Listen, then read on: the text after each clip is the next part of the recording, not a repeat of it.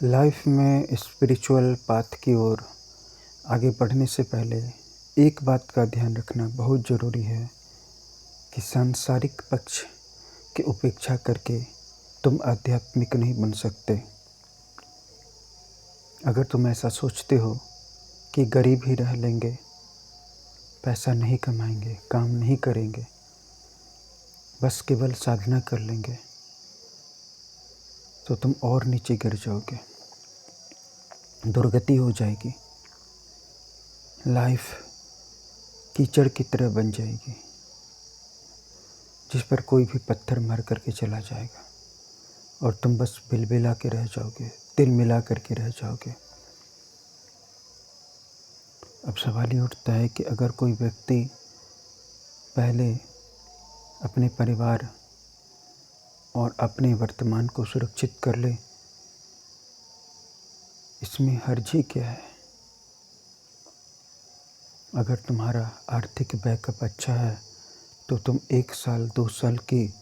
गहरी गूढ़ गहन आध्यात्मिक साधना करके भी अपने लेवल को बहुत ऊपर उठा सकते हो। और इधर तुम पूरी ज़िंदगी, पूरा जन्म कट कट करके, अपमानित हो करके, गल करके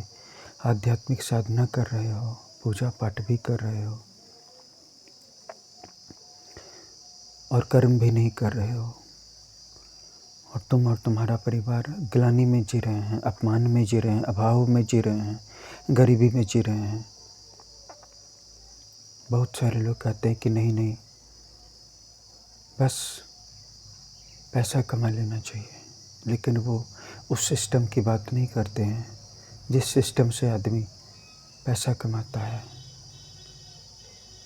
क्या पैसा कमाना एक निर्णय भर की बात है कि कोई व्यक्ति निर्णय नहीं लेता, नहीं मुझे पैसा नहीं कमाना है, इसलिए नहीं कमा पाता है,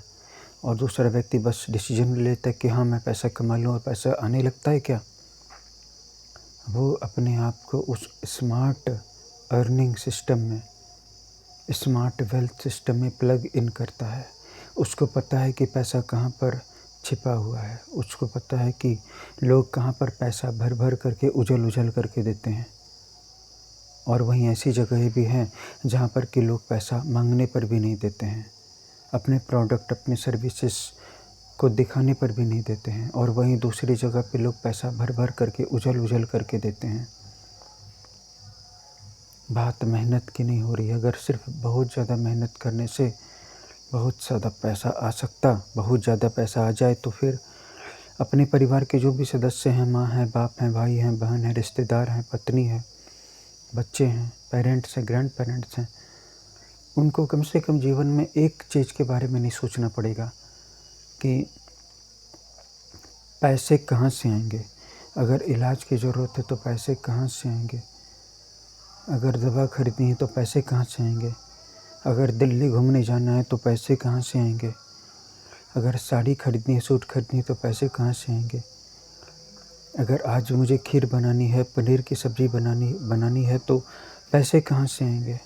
ये नहीं सोचना पड़ता है। इतना ज़्यादा कमा करके ये तो लोग को दिखाई पड़ता है, ये तो आपको दिखाई पड़ता है, ये तो तुम्हें दिखाई पड़ता है कि हाँ पैसे ज़्यादा कमाने से ऐसा होता है, लेकिन ये नहीं दिखाई पड़ता है कि उस तरह का पैसा कमाने के लिए हार्ड वर्क काफ़ी नहीं, क्योंकि अगर सिर्फ हार्ड वर्क काफ़ी होता तो किसान और रिक्शा चलाने वाले से ज़्यादा कोई भी मेहनत नहीं कर सकता है। रिक्शे वाले कलकत्ता में, दिल्ली में, पटना में, रांची में कड़ी धूप में मेहनत करते हैं और दिन भर में 500 रुपये भी नहीं बचा पाते हैं। तो करना क्या है, हमें बस उस स्मार्ट वर्क को खोजना है जहाँ पर कि लोग पैसा देते हैं। और मेरा यकीन कीजिए, दुनिया में कुछ ऐसी जगह हैं जहाँ पर कि पैसा का फ्लो घटा नहीं है। चाहे दुनिया में युद्ध हो जाए, महंगाई आ जाए, महामारी फैल जाए, इन्फ्लेशन आ जाए, स्टैगफ्लेशन आ जाए, इनकम कम हो जाए, नौकरियाँ चली जाएं, लेकिन दुनिया में कुछ फील्ड्स ऐसे हैं जहाँ पर कि पैसा कभी नहीं रुकता है।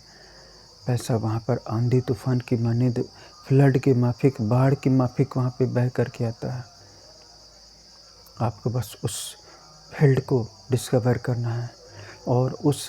फील्ड में प्लग इन करना है और स्मार्ट वर्क करना है। तब आप कम समय में ही इतना पैसा कमा पाएंगे कि फिर आप जब मेडिटेशन करने के लिए बैठेंगे तो आपके जीवन में ये समस्या नहीं रहेगी कि मैं कहाँ से घर के लिए चावल लाऊँ, कि दूध ख़त्म हो गया है, कि सब्ज़ी ख़त्म हो गई है, कि बच्चों की ट्यूशन फ़ीस नहीं मिल रही है, कि कार या बाइक में पेट्रोल नहीं है, कि मोबाइल में रिचार्ज नहीं है, कि दवा खरीदने के पैसे नहीं हैं, कि ट्रैवल करने के पैसे नहीं हैं, कि कपड़े खरीदने के, ये ध्यान ही नहीं जाएगा। पैसे इतने कमाने हैं तो उस फ़ील्ड को खोजो, और इसके बाद यकीन मानो मेरा, तुम 1 ही साल 2 ही सालों में इतना ज़्यादा स्पिरिचुअल ग्रोथ कर लोगे कि उसके बाद फिर तुम्हें पूरी ज़िंदगी बैठ कर के तपस्या करने की और इंतज़ार करने की और फफकने की, फैफाने की और हम्फ करने की और हाँफने की ज़रूरत नहीं पड़ेगी। बस ज़िंदगी के 2 साल चाहिए आध्यात्मिक साधना के लिए, लेकिन इन 2 सालों के लिए पूरे जीवन को आर्थिक उन्नति के लिए खपा दो मेरे भाई, ताकि फिर आगे चल कर के पछताना नहीं पड़े, न तुमको, न तुम्हारे माँ-बाप को, न तुम्हारी पत्नी को, न तुम्हारे बच्चों को।